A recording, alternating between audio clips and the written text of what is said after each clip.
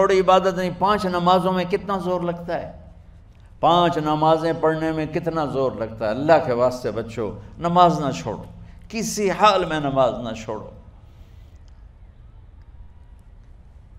1439 سال میں صرف ایک موقع ہے جس میں نماز چھوڑنے کا مجھے کچھ گنجائش نظر آتی، وہ کربلا کا میدان ہے۔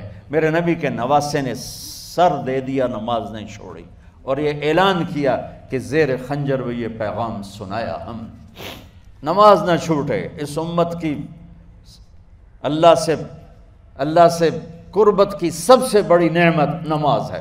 میرے نبی نے فرمایا جب آدمی سجدہ کرتا ہے تو اللہ کے قدموں میں سر رکھتا ہے۔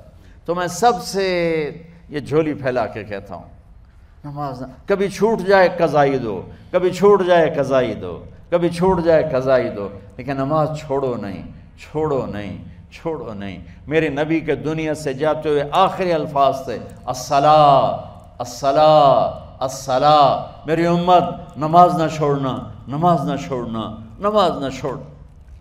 روزہ سال کے بعد ہے، اور اس میں بیمار ہے تو چھٹی ہے، مسافر ہے تو چھٹی ہے، زکوٰۃ مالدار کے لیے ہے، حج مالدار کے لیے ہے، فرض جو سروں پر قائم ہے وہ نماز ہے۔ میں ساری اپنی نسل کے سامنے، بچے بچیوں کے آگے ہاتھ جوڑتا ہوں، ان بڑوں کے سامنے ہاتھ جوڑتا ہوں کہ اللہ رسول کے واسطے سجدے سے باغی نہ ہو، سجدے سے باغی نہ ہو، سجدے سے باغی نہ ہو۔ نہ کہیں جہاں میں اما ملی، جو اما ملی تو کہاں ملی، میرے جرم خانہ خراب کو تیرے عفو بندہ نواز میں، اور کہیں جائے پناہ نہیں سوائے اللہ کی بارگاہ میں سجدہ کرنے سے۔